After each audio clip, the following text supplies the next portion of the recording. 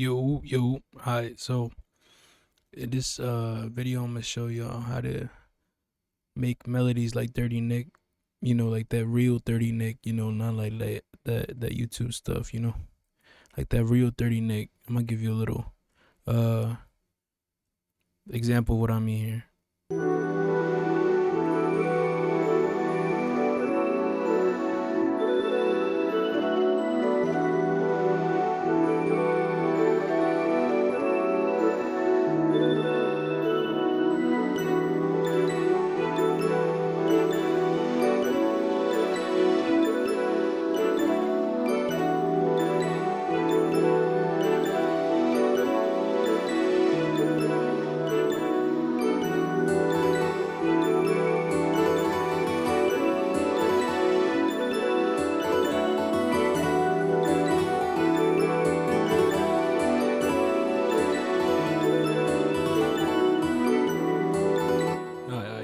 You get the idea. So I'm gonna start out with these chords. These chords are by Surzoid.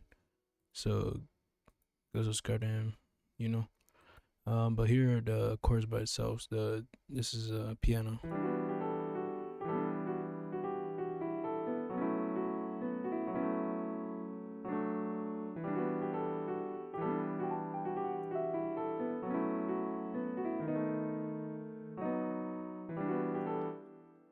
Yeah, shout out Zoe. But pretty much for this type of beat, you want to have some chords that are like pretty soulful, that kind of capture some kind of emotion. Um it could be a sad beat, it could be whatever realistically. Um but you get the gist. Um so realistically, I don't know much about music theory, so I really can't explain what Surzoid's thought process was here. But pretty much you just want to have chords. They don't have to look exactly like this because he kind of spaced them out, as you can see. Um, and when you hear it, it doesn't hear like you don't hear that they all like hit at the same time. Like yeah. Um. So just try to have some soulful chords that will inspire you to make a good melody, because the chords are basically like what make the melody pretty much. And for this type of beat, for 30nickk beats, usually you want to start with like a acoustic piano like this, like a grand piano or whatever. I use this Bank and Contact. But yeah, that's it for that. Um, and as you can see, there's like 5 layers of the same thing here. And that's another thing that goes into 30nickk beats, which I'll explain in a second. But I'll let you hear what this sounds like.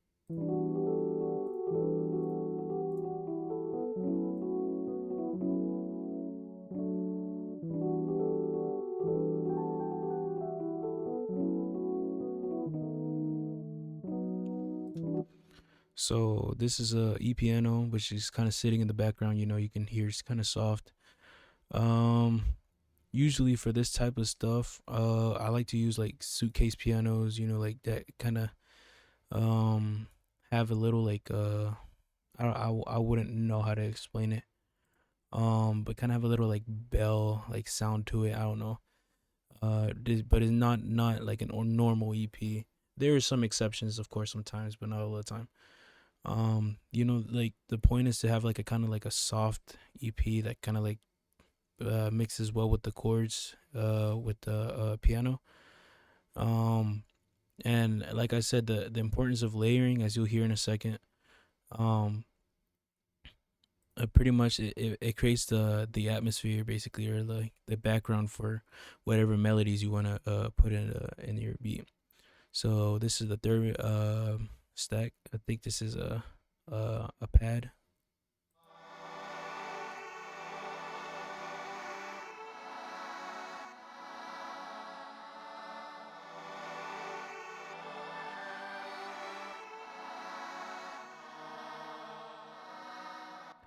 So I forgot to mention. Well, I already kind of showed it. This is suit and stage EP, whatever. Um, and Triton, and this is a pad in Purity called Sand Ah. But um, as you can hear, this pad is pretty, like, it has a really thin sound, as well as I cut out I think, no, I didn't, but in most cases I cut out like the low end of the pads, just so I can make space for the 808. But as you can hear, like, this consists of a pretty thin like sound, and that's kind of something that you want to achieve when you're making 30nickk beats, because 30nickk has kind of like a thin sound for most of his pianos and layers and stuff like that. So yeah, and this is these are strings. As you can see, the VST says strings, and I'll let it play.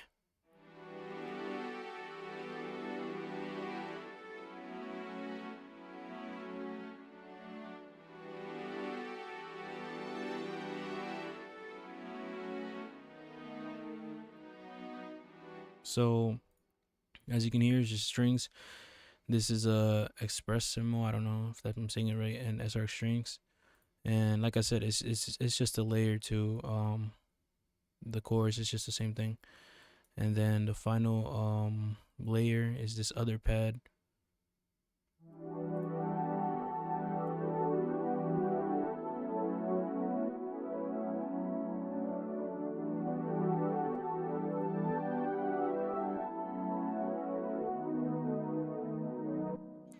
So this pad is analog pad and Purity slow synth. Um and as you can hear, this pad is like pretty warm. It's pretty kind of has that like full feel, and that kind of achieves, that same sound, that thin piano, thin pad, and then there's also like this warm pad, that sounds like basically how it's supposed to sound, in the background. And there's a lot of good things about analogs, pads and stuff like that, because it just gives that like warm sound. And I'll play all of this for you guys so you can hear how it sounds.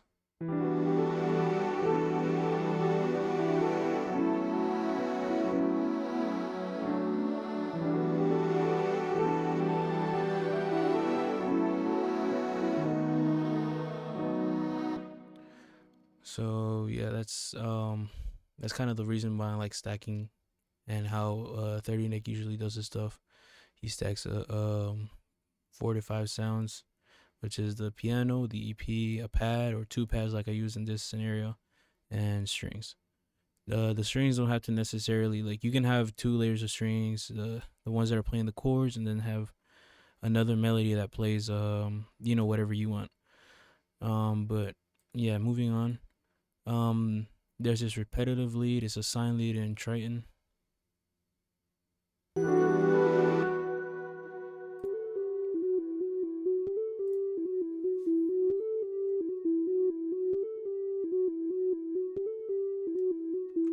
And as you can see, I'm not gonna keep playing because it's literally the same thing over and over again. But that's kind of something else that you wanna keep in mind. Have like a little background sound that's like really repetitive, and like the sine lead that's just like playing in the background. So this was the smooth sine lead in Triton Extreme. And moving on to the next sound.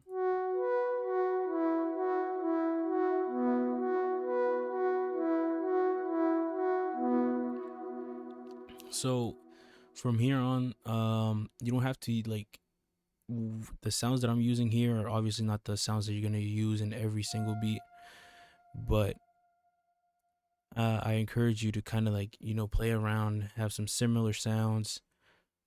This is kind of like a pad sound. This is in Zebra 2. It's called Broken for Rotate. And yeah, it's like another repetitive pattern, just in the background. Like I said, it's really realistic, just a pad. It's like playing like pluck notes. Um, and yeah, that contributes to the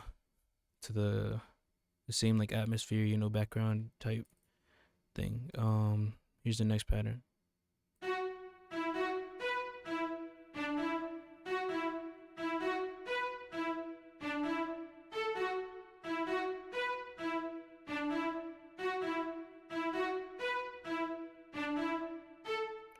repetitive pattern. But it also kind of sits in the background as well. But this one kind of pops out a little more because of the staccato sound. I forgot to wait. I think I did mention that. Okay. This is Worm's staccato section in SR strings. Um, like I said, sits in the background. The next sound is this. These strings.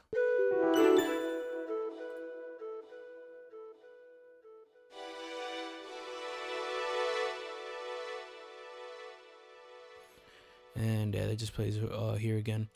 The reason I added these was because it complemented these little the little staccato sounds, and it just added that little um it just filled in that little space right here between, like, as you can see, like the chords kind of like stop here, and this hits when these other chords start.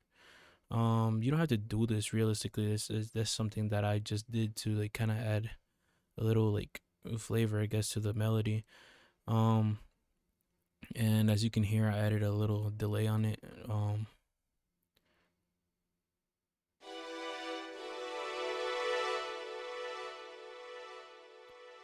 And yeah, delay adds a lot. So try adding delay to your leads and stuff like that. This is studio string and SRX orchestra.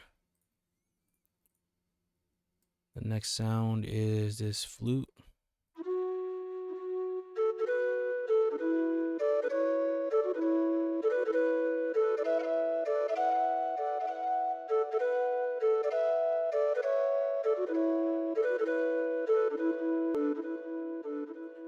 So as you can see, this is less of a repetitive pattern. It's more it seems a little more complex, but I'll break it down a little. So I just kind of added, like, this is since this is a flute, I just kind of added it like some notes here, some little pauses, as you can see. So it kind of like just bounces back and forth, as you can hear.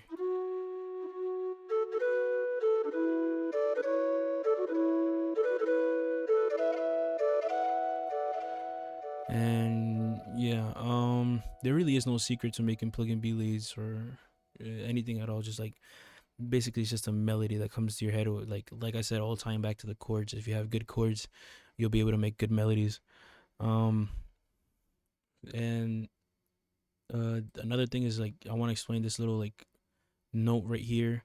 This little like short, very short note, like grace note. I guess I don't know how I could call it, but if you hear it, like, that adds a little, a little flavor to it. Like it's kind of sounds like, like a little soulful, something that you would hear like someone that's actually playing a keyboard do, so try adding that. Don't overdo it though, just do it here and there, as you can see here. And this is just pitched an octave down, but and yeah, this is pretty much the same pattern. It's just this is pitched up here, this is pitched up, and this was pitched down. And just try to keep a bounce to your melodies as well. Don't like just go throwing in, just random melodies. Try to keep like a bounce in mind, um because it'll all complement when you hear the drums and everything. So and I also, as you can see, I added delay to this, which makes it sound so much better. And yeah, the next pattern. Oh, and I forgot to mention, it was T whistle delay, I think. I don't know, in SRX orchestra. This next pattern is Bella, if I'm not mistaken.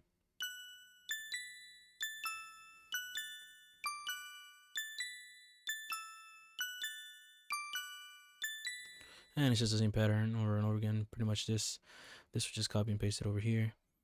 And like I said, as you can see, this like pattern has a little like, bounce to it. Like if you hear, and that kind of adds as well to like the whole melody. And you want to have some sounds that play in the high end, some sounds that play like in the middle, some sounds that play like kind of like in the lower parts of the middle section. And if you don't know what I'm referring to, let me pull up parametric EQ just like to give an example. So basically, you want to have some sounds that target this area, some sounds that target this area, some sounds that target this area.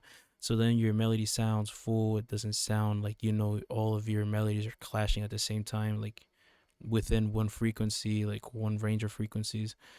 Um, it's kind of hard to explain realistically, but you just try to have like, for example, you can hear like this is a really high pitched sound. Um, and this is childlike in xenology, and this next pattern,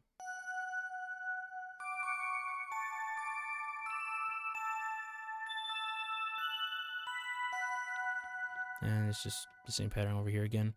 As you can see, like most of my patterns are just copy and pasted from either this section to here or this whole section to over here.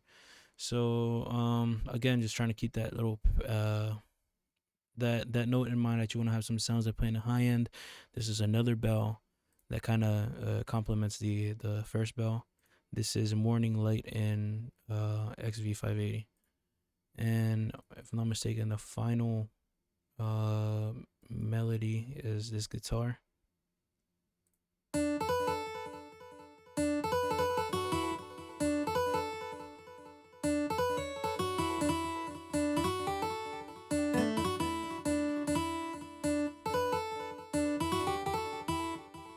So as you can hear, it has delay on it. I'm going to turn off the delay because I want to explain something very crucial in this melody. So I'm gonna play it again, and I'm gonna just highlight a few of the parts that I'm gonna explain.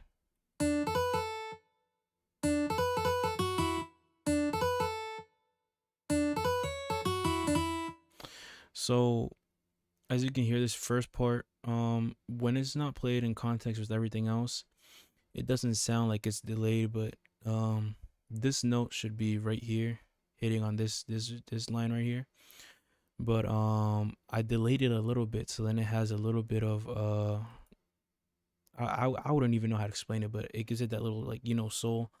So try experimenting with delaying the notes. Don't do it too much because you might end up with something that you know is not gonna sound that good. But do it occasionally, or do it as much as you can. Just don't overdo it. Just, if you're gonna do it, try to keep it like in a repetitive pattern, or something that's gonna sound very soulful, like this other part over here. As you can see, this hit like where it's supposed to. This one did too.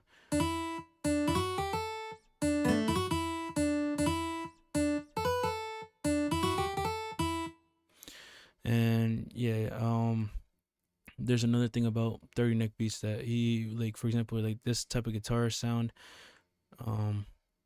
he usually like does like a pattern here and either copies it like these 4 bars over here or these 3 bars, and then this last bar he kind of like goes and starts you know, doing like kind of freestyling on the second part.